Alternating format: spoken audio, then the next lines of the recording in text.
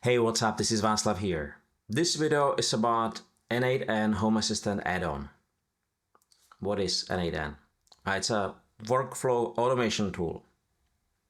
So logically, you'll probably be asking me, how does it differ from the native Home Assistant automations or tools like Node-RED that many of us have been using for quite some time?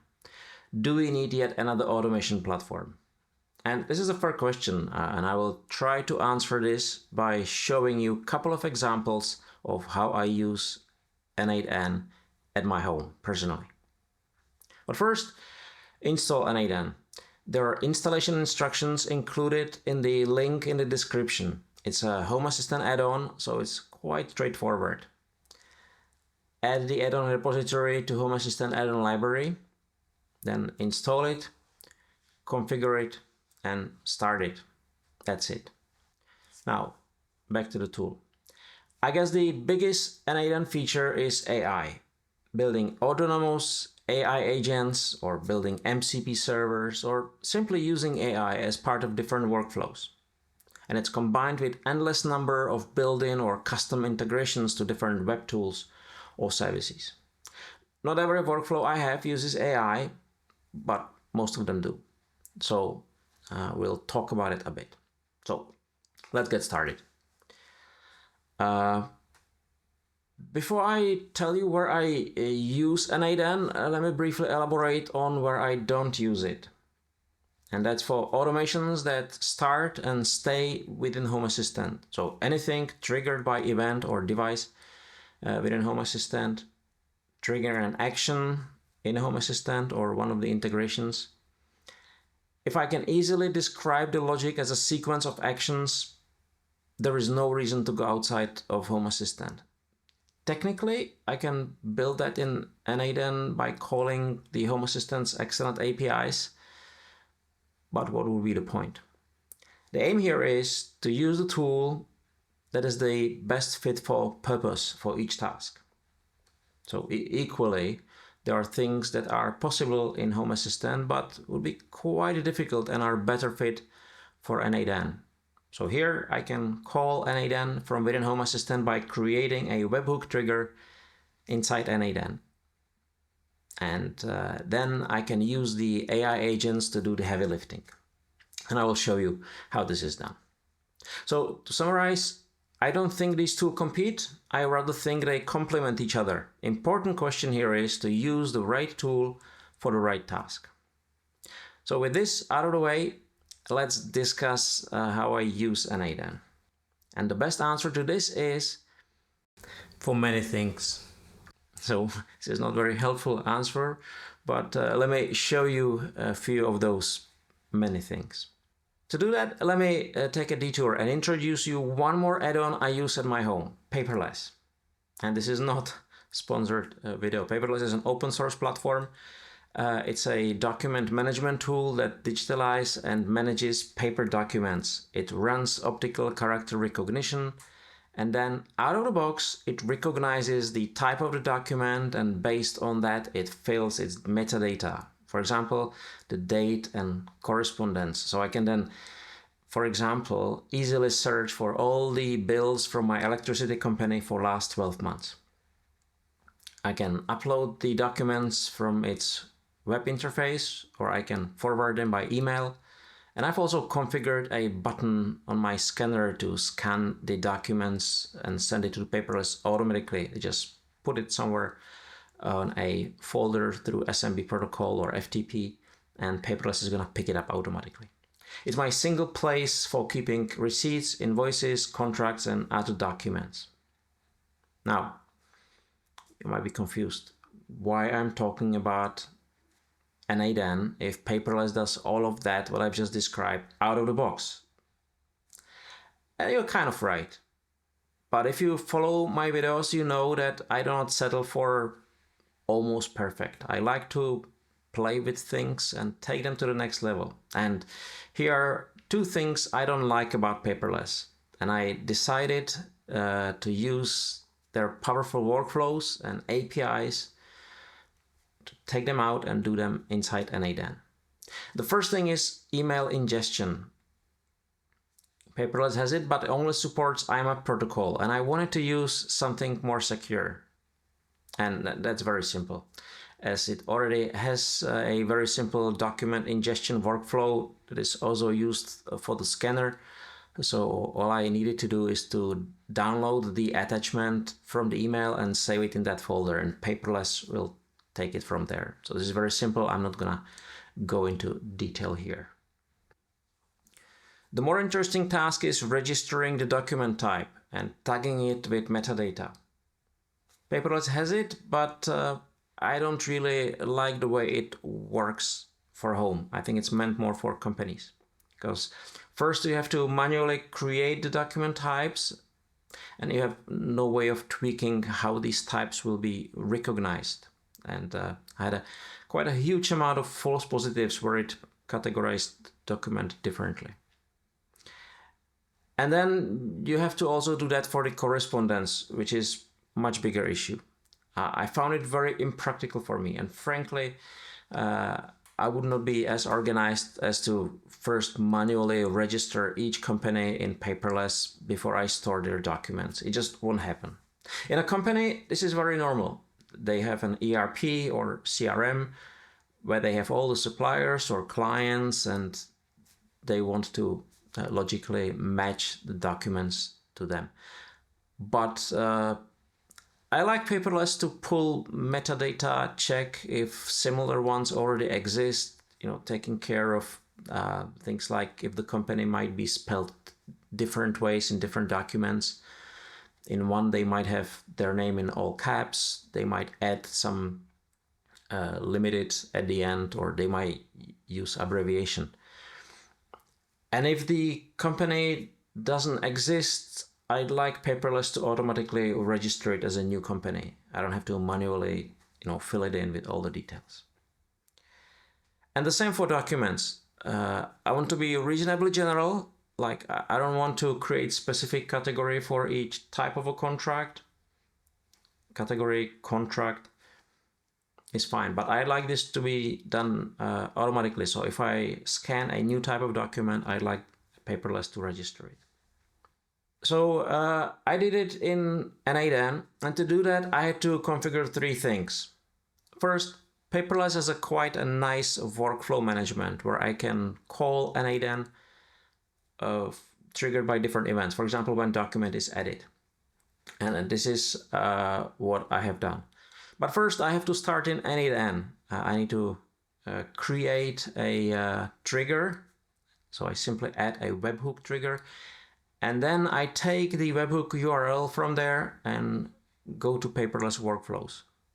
And I create a workflow triggered when a document is added.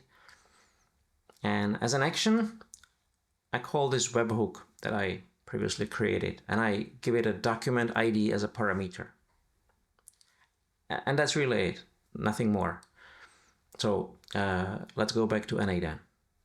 So the workflow is triggered by the webhook. I already showed you that.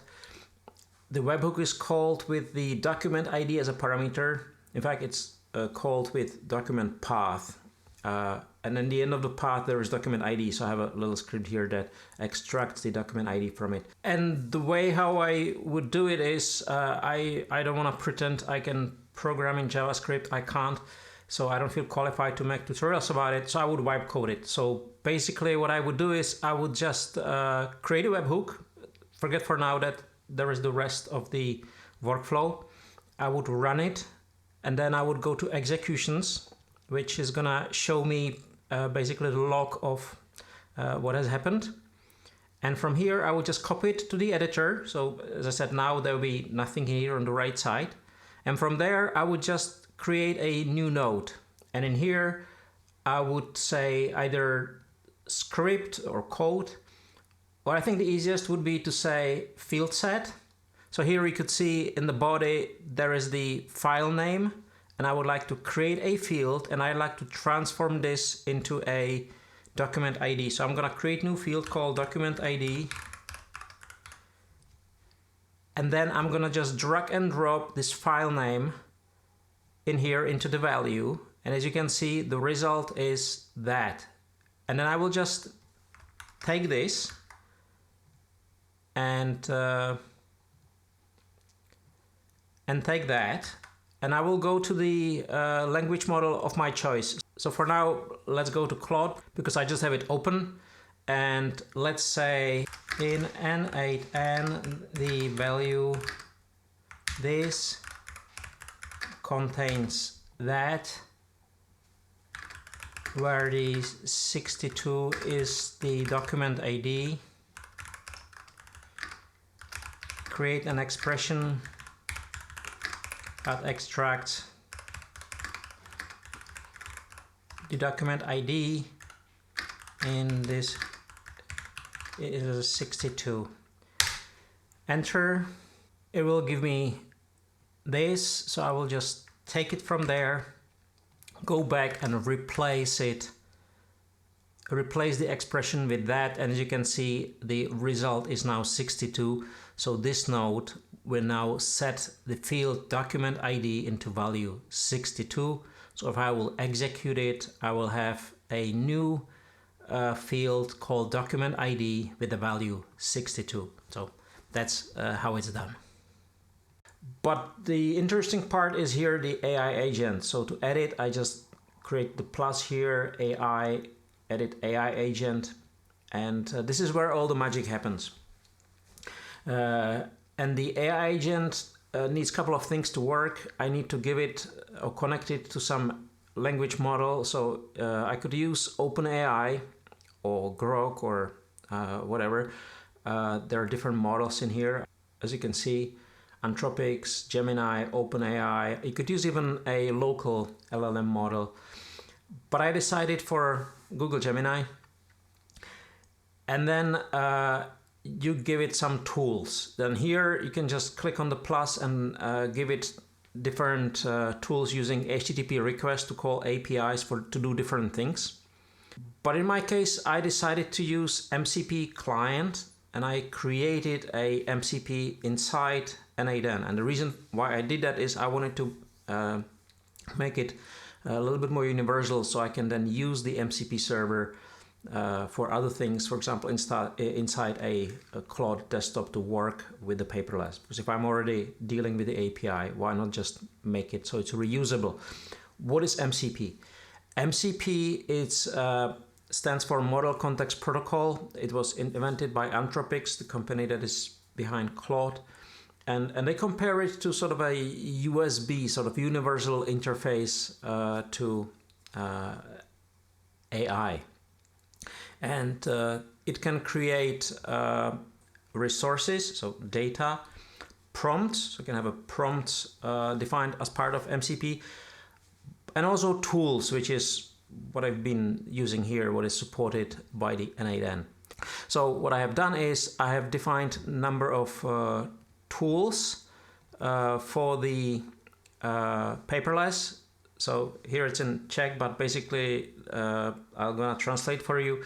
The tools are to read information about a document, give me a list of all the document types, give me a list of all the correspondence, create document type, create correspondent, and then update the information. And each of those tools, there is essentially a description, which is very important because the description is what is used by the agent to know when to use what tool for what.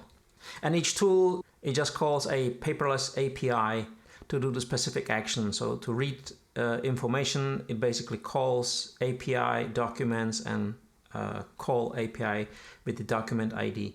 Paperless is a great API. There is an API documentation included as part of your paperless server, so we can here read. So for example, this is the one we use, API documents with the document ID, and it will show you what it gives you back. So this is not course about calling APIs, so I'm not gonna go there. So the important part here is I have created MCP server. In this case, I have decided to build the MCP server inside N8N, but this is not necessary. I could have downloaded the MCP server somewhere, install it in my Docker, for example. That's possible as well. I have chosen to do it inside the N8N. So back to the workflow. So here there are all the different tools that are available to the agent. And then the whole brain of this operations is inside this AI agent. So if I just open it, there's a prompt, and I split it into a system message and a prompt for the user with the task. So I wrote it in Czech, but I'm gonna just translate it. So here in the system prompt, I'm saying you're a content manager. Your task is to retrieve, analyze, and update document information into Paperless system using the MCP, and to get the content and the current document information by the document ID, fetch the list, and update if needed. And because I'm writing it in Czech, I wrote some terminology that content means content and title means title. If I wrote it in English from scratch, it'll be probably much easier. So this is the system basically just saying use the MCP for your work, and I'm also saying use only the allowed paperless MCP, do not use anything else, trying to limit hallucinations so it doesn't go anywhere and search on the internet or whatnot. And then the important part here is the task, which is a bit longer, so I'm gonna translate it here again. So your task is to update document information in Paperless based on the document content below. Follow the specified procedure carefully to ensure correct data updates. This is the data we're gonna be updating: document title, type, correspondent. And for receipts and invoices for goods, also update warranty end date, and do not fill it for invoices and other document types. And then I'm saying document types and correspondence are registered in Paperless and tables. To link document with the corresponding record, use the appropriate document type and correspondent ID.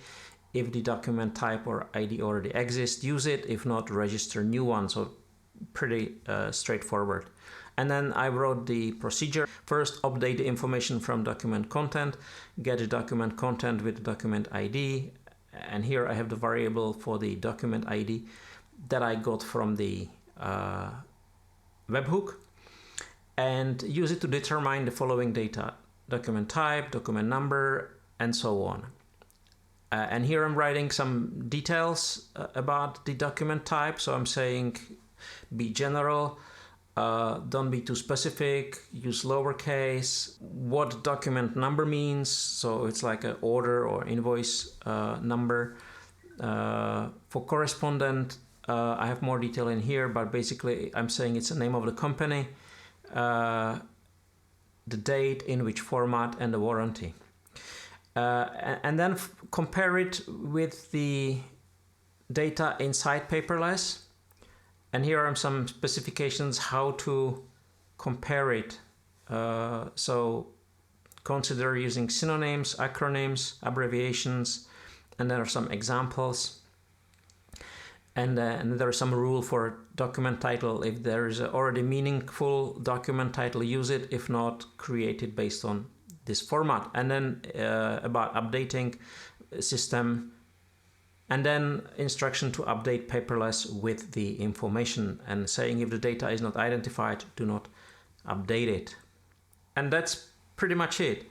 So if I now add the document, it will trigger the workflow or run it, and I can actually watch it, how it's running. It's quite mesmerizing to watch it because it goes all around the place. Let me show you.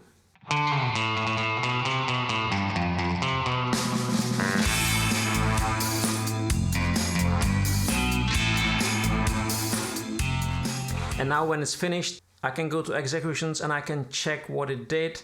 The most interesting one is to look at the interaction with the MCP server. So let me just show you.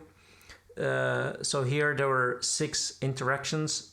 So in the first run, it basically ran the tool, read the information with description, read the actual information about document, content, name, correspondent ID, document ID, the date of the expiration and creation from Paperless, and it gives a document ID. So this is what the MCP server was called with, and this is the result. So it basically gave the document ID 62, correspondent is not existing, document type is not existing, And then there is the content, which is a bit longer than that.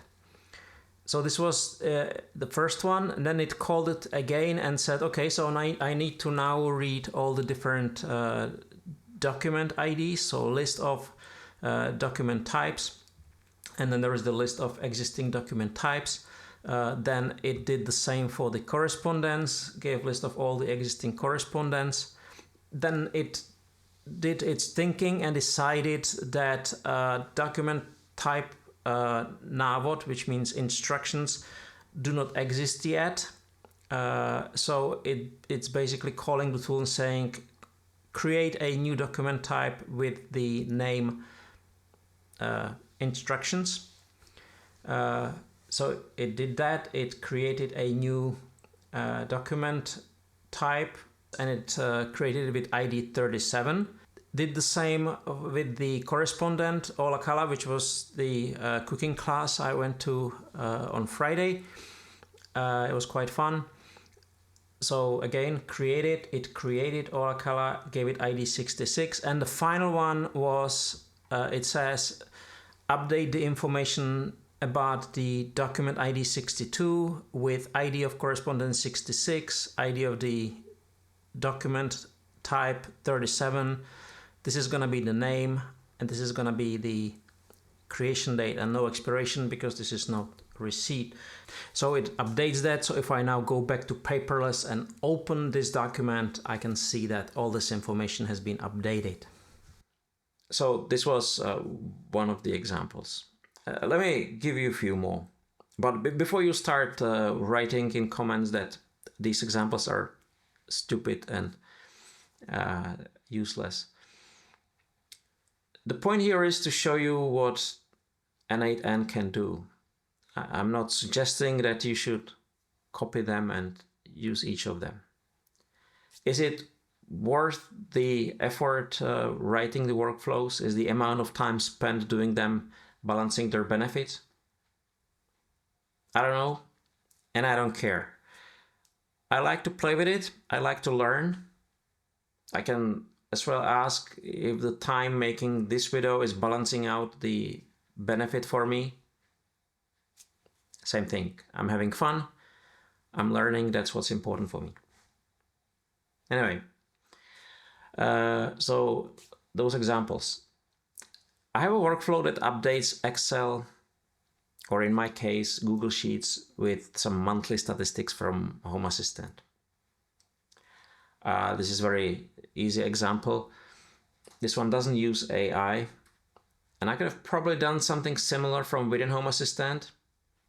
It supports Google Sheets action, but here it references different sheets and rows and columns, and it finds the right cells and fills the information in. I think from within the Home Assistant, the action can only append a sheet, so this is a little bit more sophisticated. And N8N also has the same thing for Excel, which I don't think exists in Home Assistant. And since I already have N8N, I chose that because this is the simplest thing to do. Then I have a bunch of workflows processing emails and storing their attachments, like the one we already described for Paperless. The most interesting one is one that reconciles bank transactions against expected payments from clients. I use that for my wife's business, so I'm not gonna really go into detail here, but all it does is it's basically registering the transaction. It reads it, it finds all the relevant metadata from that, and it calls an API to do the reconciliation. And I also recently created an interesting workflow that pulls info from Strava that is triggered by a finished workout. And it creates a page in Notion with the details, with the workout, with the map and some key metrics, the average and maximum heart rate and effort and distance and speed and whatnot. Well, this is the one where you might say this is stupid, right? Because Strava already has a much better activity dashboard, and I can also share that with other Strava users, right? So why would I do that? Well, I think the Strava users is the key thing. The reason I did that, and I admit I was playing with it, each year we go sailing to Croatia with my friends and colleagues, and we share everything online. We use different tools such as Settle for sharing finances. Notion we use is a central hub for the info, where we're gonna go next day and, you know, other things. And I always pull the maps from the chart plotter and I put them there in the Notion anyway. So I thought it might be quite fun to automate that. So I wanted to learn Notion database and the Notion APIs, and also wanted to learn N8N. So this is what I've done. Let me show you what it does. And whilst I was doing it, I also added some other activities than sailing, so I can have my training there. Was it worth it? For me, yes. Generally, probably not. But the reason I'm talking about it is I found the combination of N8N and Notion quite interesting, quite powerful, and I'm sure somebody will find a more meaningful use case for that. So this is the workflow. I would like to spend a little bit of time here because I'd like to show you two kind of interesting concepts in here. But first, a little bit about the workflow. It might look a little bit repetitive that all the rows are the same. You might ask why it's not all one workflow. Well, each of those is slightly different activities. They do slightly different things, even though those blocks look the same. Initially, it was the Strava trigger, which I'm gonna go into, and then it was an if condition. If it was sailing, then it did everything else. But then once I had it, I decided I'm gonna merge some of those into what I would call building blocks. And from those building blocks, I created a different workflows that each of them might be different, but those building blocks are the same. And this is the first concept I'd like to show you. This is sub workflows, because what you could do is you can select a bunch of nodes and you can say that you look to convert those nodes into a sub workflow. And this is what I did, for example, with this one, and I can go into this sub workflow and this is what it is.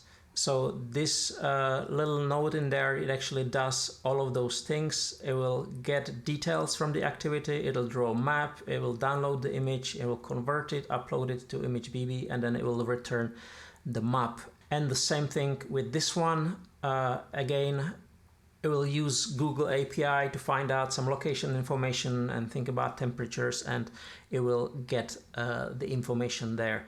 And then they all use API to update or create page or update database in Notion. But again, each of them is slightly different. They do slightly different things.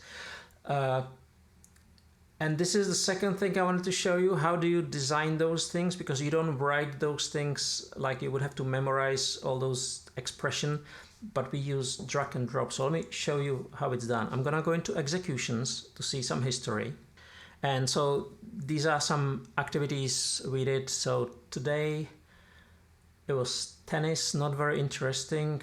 Before it was fitness, not very interesting. On the 13th, there was some running, so that's an interesting activity. So let me show you how it's done. So first, what this one did, it actually created a page in Notion, and the page looks something like that. So it will create a page. Notion has sort of a database where you would have those information in here. So things about the average and maximum heart rate and pace and temperature and whatnot, and it draw a map, and there is some pace per kilometer in here as well. And I will show you how those things are actually designed. So first, what I can do is I can go to this executions and I can copy this execution into the editor. So now I'm in editor, but what it did, it took the values from the trigger and then pin them into the trigger. So if I open it, you see that there is this Strava trigger and all the values, so I can then further use it. So, and then what I can do is I can actually run the workflow node by node. So I will run this node, it'll come here, I can run this node, it'll get there, and I can see actually how it's progressing, and each time I can open the node and I can do some changes in here, and then I can run it and continue. So now let's assume I'd like to change the activity for creating the Notion page a little bit, right? So this is the activity, I just open it, and then there is the column title where there is this date and the location. So if I would like to change it, I can right away start typing. So let's say I like to put in the brackets a sport type. So I will go, and here in the trigger, I will find the field where there is the sport type. So there is afternoon run. This is the title given by Strava. So I can use that, or I can use the sport type field in here. So I'll just take it and I will drop it in there, and it will create this sort of a complicated expression, but I didn't have to type it. I just drag and drop. And I'm connected to a Notion account, to a database page, and here there are actually different logs. It gets it from the Strava, so I don't have to again fill anything. I just pick the one I like. And I have this list of all the different values that are available, and I can just, using drag and drop, I can edit the expressions just like that. So it's very simple. Now if I would execute it, it will run it, and if I go now back to my Notion page, it creates a new one, and there's this run in the brackets, and it created this new page. So this is how the magic happens. So that's N8N. I hope you liked it, and I'll see you in the next one. Bye.